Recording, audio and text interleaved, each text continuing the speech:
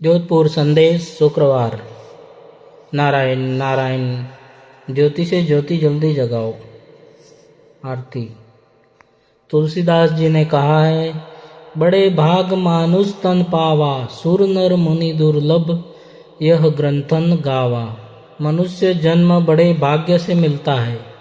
गणेश जी के बड़े भाई कार्तिक स्वामी भी पूर्व काल के बड़े ज्ञानी थे। एक बार वे सूर्यदेव से मिलने गए। सूर्यदेव अर्थात केवल वह 13 लाख गुना बड़ा अग्नि का गोला है, वह नहीं, वह तो उनका आदि भौतिक रूप है। प्रतिदिन करोड़ों टन पदार्थ ग्रहण करके संसार को प्रकाश और ताप देने वाला सूर्य, जिसके कारण दुनिया का काम चल रहा है, उसका भी एक देवतामय स्वरूप है। जैसे कोई मकान बहुत बड़ा हो सकता है लेकिन उसका मालिक छोटा दिखाई देता है। जैसे शरीर स्थूल दिखाई देता है, पर जब शरीर छूट जाता है तो उसमें रहने वाला दिखता नहीं।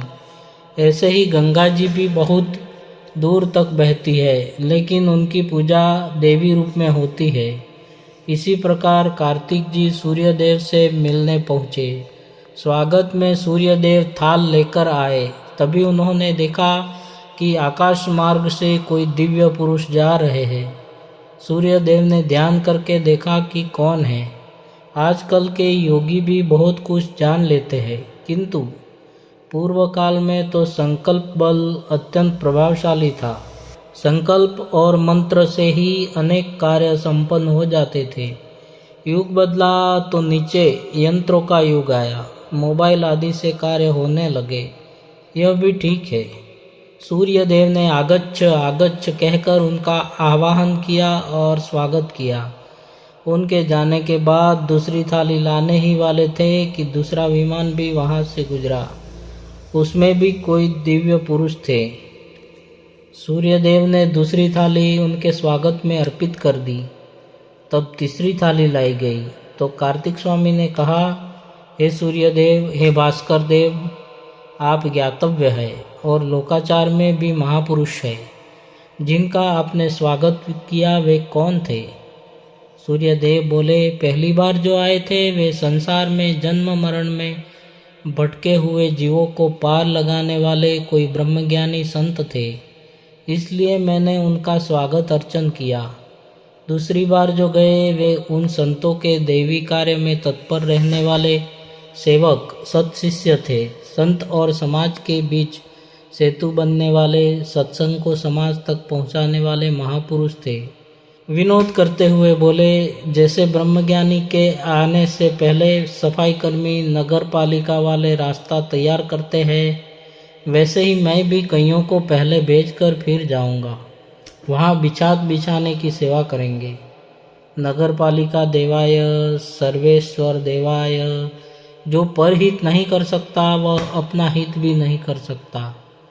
जिसके जीवन में परहित नहीं है, त्याग नहीं है, उससे बड़ा अभागा कोई नहीं।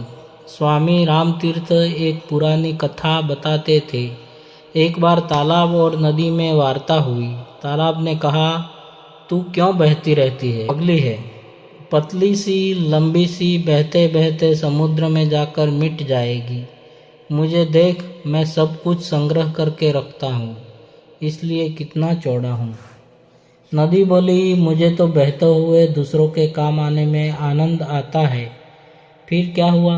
बरसात के मौसम में मलेरिया फैला, मच्छरों की संख्या बढ़ी। नगर पालिका ने मिट्टी और कचरे से तालाब को भरवा दिया, ढक दिया, बंद कर दिया। संग्रह करने का फल मिल गया। इसी प्रकार कुछ लोग कहते हैं, गधे की तरह सेवा करने से क्या लाभ, लेकिन नदी ने सिखाया कि वास्तव में वही अज्ञान है। देखो, सत्संग में भी कुछ लोग दोष निकालते हैं। बड़े भाग मानुष तन पावा। इस मानव जीवन में एक एक क्षण को सार्थक करो। जो लोग यूं ही समय बिताते रहते हैं, उनका जीवन भी यूं ही निकल जाता है। फिर जैसी वासना, जैसे कर्म, वैसे ही शरीरों में भटकना पड़ता है। पूर्व काल में अच्छे राजा प्रजा से लिया हुआ धन अपने उपभोग में नहीं लगाते थे। राजा रानी अपने लिए खेती तक करते थे। ऐसे उदाहरण भी है। हमारे ज्ञानी पुरुषों ने तो सूर्य से भी आगे अरबों मील दूर तक के रहस्यों का चिंतन और वर्णन किया है।